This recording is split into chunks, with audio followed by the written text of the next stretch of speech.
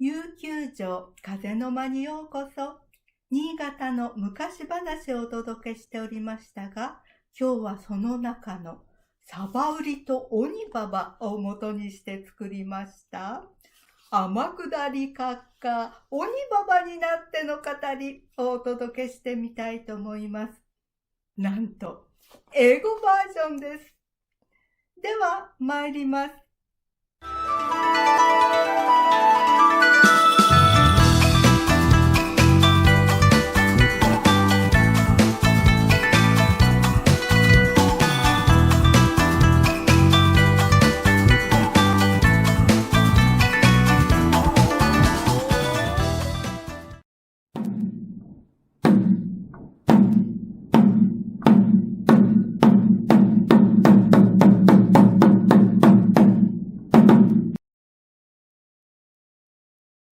The story of a celestial mother who became a hag. According to legend, a hag never dies. A hag can live forever. She continues to live even though she has lost her youthfulness and has become hideous. She lives on shamelessly, wretchedly, devouring whatever she can get her hands on. I wonder if I might become such a hag without knowing it. I would hate that. However, I may already be halfway to becoming a hag. The people who read The Mackerel Monger and the Hag from Niigata's Folktales Volume 2 shared their comments. One of them stated, "What a glutton the hag was! She wolfed down all of the mackerel, completely devoured the ox, and even tried to eat the mackerel monger himself." Another commented, "The hag was originally a human, wasn't she? I heard she was devoted to and worshipped the god of fire."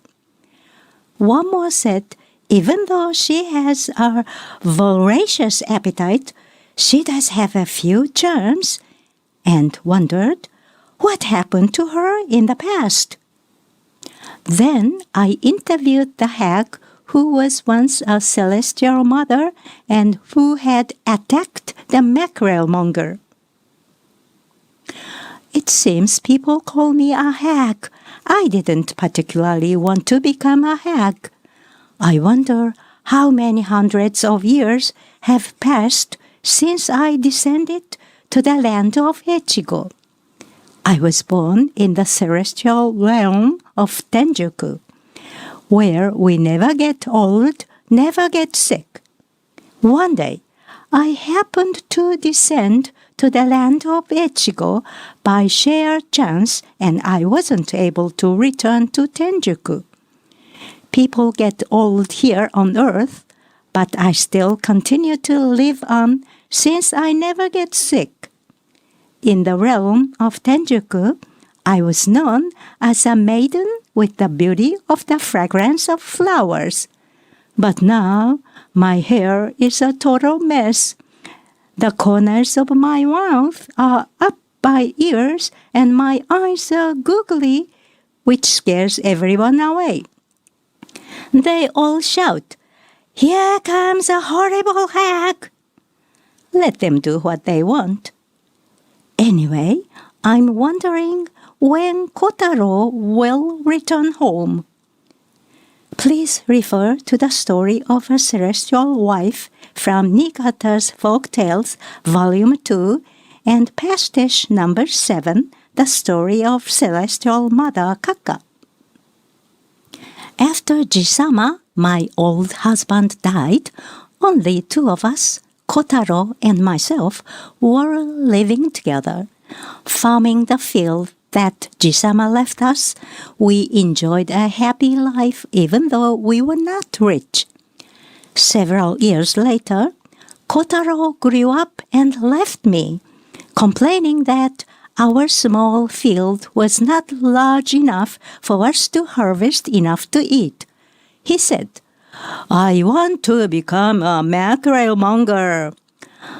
He joined an old man who had come to our village with an ox carrying loads on its back. "Kaka, Mom, I'll return home with some mackerel. Please wait for me." "Okay, Kotaro, I'll be waiting for you. Take care." "As you are my mother, I'll never get sick." "Oh, yes, that's right. I was once a celestial being, and I gave birth to Kotaro. He's as strong and healthy as me, so I'm sure he'll never get sick." Waving to him, I saw him off. Since then, I have been waiting for him to come back. As Kotaro is my dutiful son, I'm sure he'll be back with a lot of mackerel.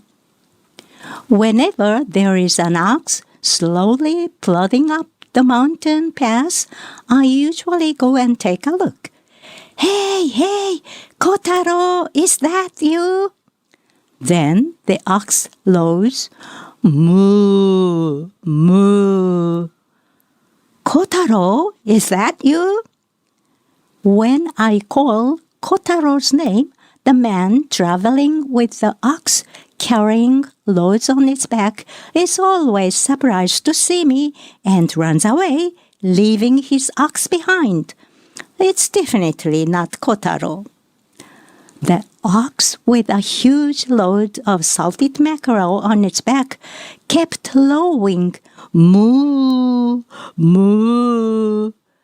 There's nothing else I can do but simply eat the mackerel it's carrying and then move on to the ox itself. So far, I have eaten quite a lot of mackerel as well as oxen. Then I get hungry again. It should be time for Kotaro to come home. I kept waiting for Kotaro to come back every day, wondering if he would be back today or maybe tomorrow. Finally, a young man leading an ox was climbing up the mountains. The ox plodded slowly up the mountainous path. The young man was desperately trying to goad the ox to climb up the path. "Come on, move faster!" The young man whipped the ox's rear with his cane. Snap, snap! The ox's hooves sounded on the rocks. Clip, clop, clip, clop. The sound of hooves in Japanese is expressed as kaka. Kaka, kaka, kaka. Wait, did someone say kaka? Kotaro? Is that you? Kotaro? Clip, clop, clip, clop. Oh my goodness, Kotaro! Welcome back! Welcome back! I'm here! Your kaka is here! I waved to Kotaro. I thought Kotaro would jump right into my arms, but he didn't. Hey! He pulled a mackerel from the load on the ox's back and threw it to me. "Oh, Kotaro, you brought salted mackerel for me." I was so grateful. Munch, munch, munch, munch. I ate the salted mackerel. Just as I finished off the first one, another mackerel came flying at me. I ate that one up too. Munch, munch, munch, munch. "This mackerel is so delicious, Kotaro." Soon after, more mackerel came flying my way, one after another. "Oh my, this is so good. The mackerel you brought me are so delightful, Kotaro." I was thankful and wolfed down all the mackerel. When I looked up after I finished the mackerel, I saw the ox come flying at me. "Kotaro, you have grown so strong. You can even throw an ox to me." What a dutiful son you have become! I ripped into the ox's belly with my teeth and devoured it. The ox was also delicious. It was quite filling. Well, I'm full now. I suddenly realized that Kotaro had disappeared. Kotaro? Kotaro? Where did you go? Where are you? It's been such a long while. Maybe he's feeling shy. Yes, that's right. That's just like him. Ha ha ha. Kotaro, I gently called out his name. What's the matter, Kotaro? Oh, yes, that's right. When he was little, we used to play hide and seek. Okay, Kotaro, I'm it. Here I come. I ran around and looked for Kotaro. My little Kotaro, where are you? Mommy will find you. Before I knew it, the moon was out. I was at the edge of a pond. I saw Kotaro floating on the water of the pond. Oh, Kotaro, this is where you were. I found you, Kotaro. I jumped into the pond and gathered him up into my arms. What? Kotaro, who was supposed to be in my arms, disappeared. Kotaro, where are you? I went to the bottom of the pond where I found a huge snake. Mr. Huge Snake, has Kotaro been here? No, he's not here. I thought I had him, but he disappeared from my arms. I wonder where he has gone. Hag, Kotaro must have entered your heart. That's why you cannot see him. Oh, is that so? I got out of the pond and went home. Oh, it's cold. Well, why don't I toast some pounded rice cakes? I put some rice cakes on a grill at the edge of the fire pit. What a pity! Kotaro finally came home, but then disappeared. Why did he disappear? The huge snake said that Kotaro entered my heart. Is he in my heart? At that time, I was hugging Kotaro. Well, maybe. My mouth was open wide because I was so pleased to see Kotaro.